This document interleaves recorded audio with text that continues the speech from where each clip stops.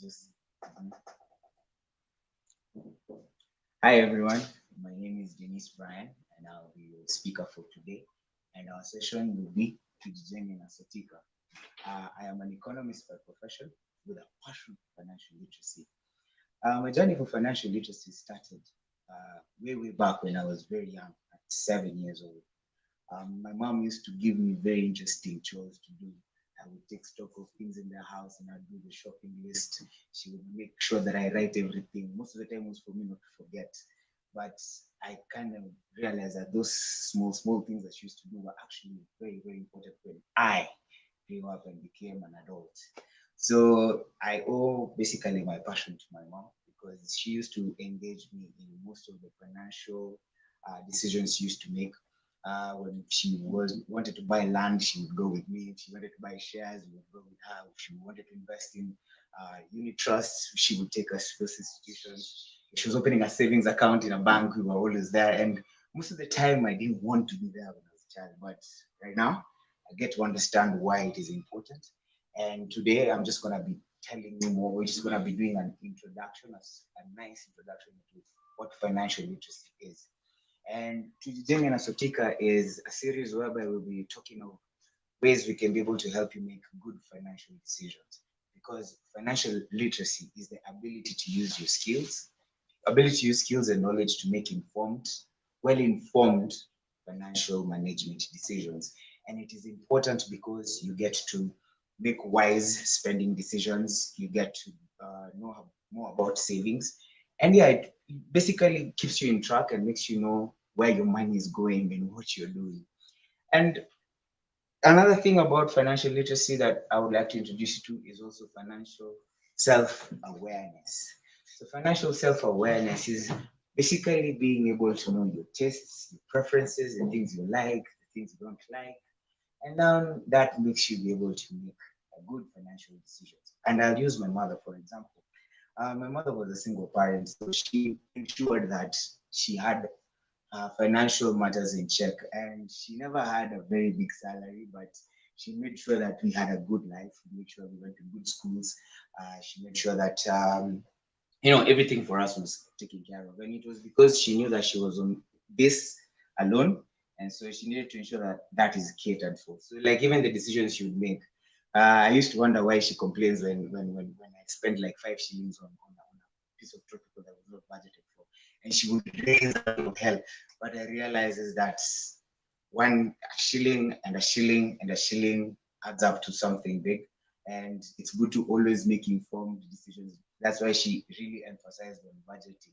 Like she used to be very scrutinous when I would bring the receipt and I would tell her that, oh, mafuta ilipanda na 10 bob. It's like, are you sure ilipanda na 10 bob? So I think being able to understand who you are, where you are, what kind of person you are, and what you do enables you to make the right financial decisions. One of the things the Sotika app is meant to help our users get to know about is to be able to solve a number of problems. Number one of them is low financial literacy levels. So with these sessions, that is what one of the things we're going to be tackling. Another thing we're going to be tackling is bad decisions, bad financial decisions, bad spending habits. Yeah.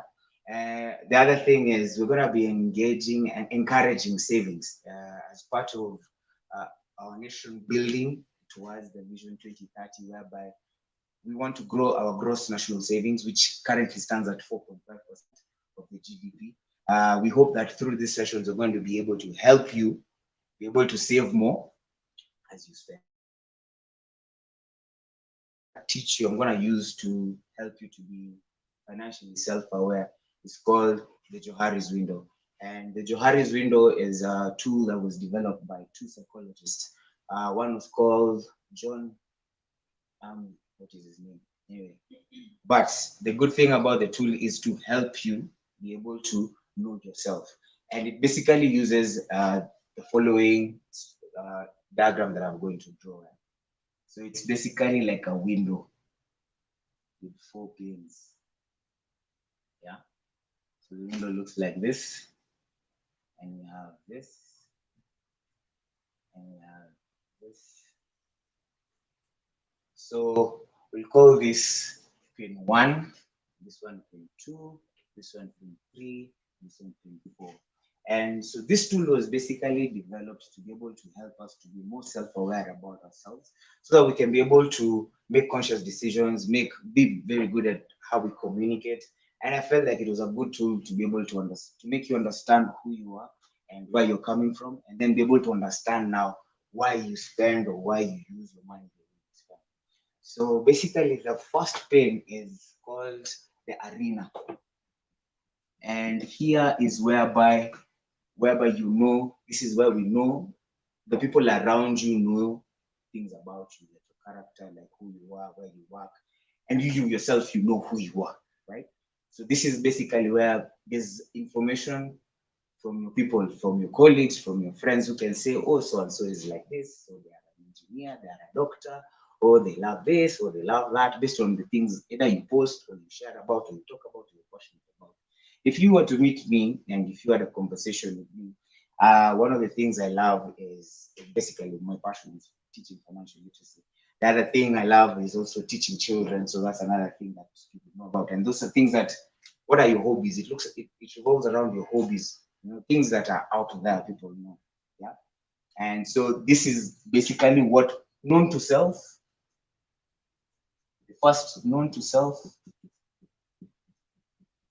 and here is known. No, sorry, my English is bad. Sorry. It's known to self. Known, not none. Known to self, and he is known to others. Yeah? So and then we come to the second arena, which we call the blind spot. And the blind spot is basically the pain that represents unknown to self, but known to others. This is basically based on your interactions with people, and they realize there are some things that you do that you yourself you're not aware of. I'll give you a good example. So there's a time as I was growing up, and as I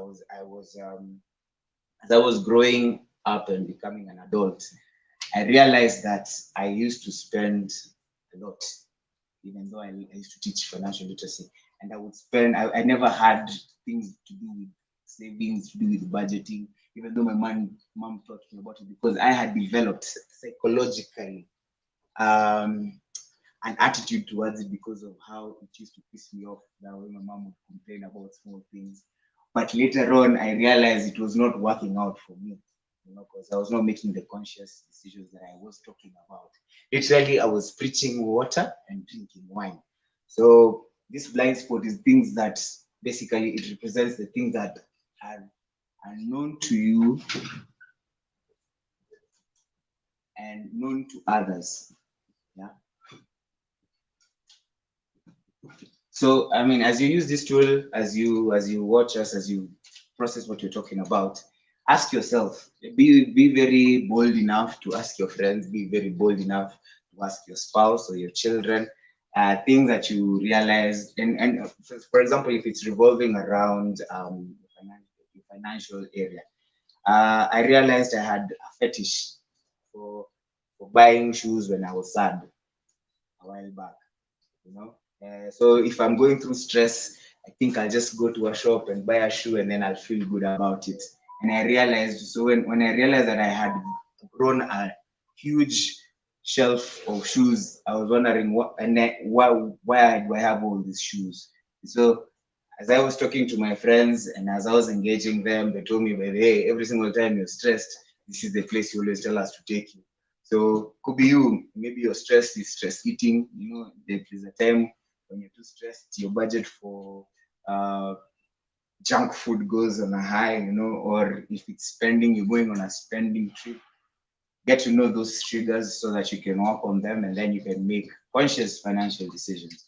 So and then this one is the facade. We call it the facade.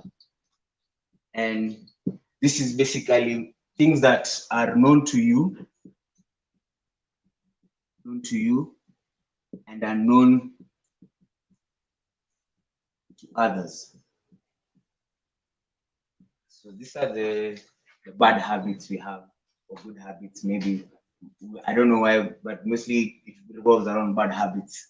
These are things you're very, about yourself, and you don't want other people to know, and sometimes it affects like your financial health. uh, there's a time in my life, I used to hang around friends, and I was wondering why they were drinking every weekend, and like if you ask them, they're like, it's my life. Nakuja sherehe, usinisumbue.